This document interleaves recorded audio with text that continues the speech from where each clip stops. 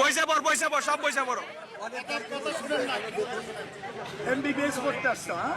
পাবনা জানো না বন্ধ করে দিছে, কি ভালো হয়েছে authority principal. Pabna medical college বুঝছেন টোটালি বন্ধ করে দিচ্ছে, কুমিল্লা মেডিকেল কলেজ টোটালি বন্ধ করে দিচ্ছে।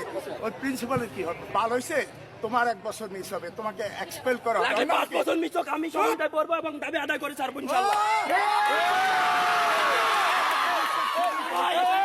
আকাশ আর সবার কথা পুরো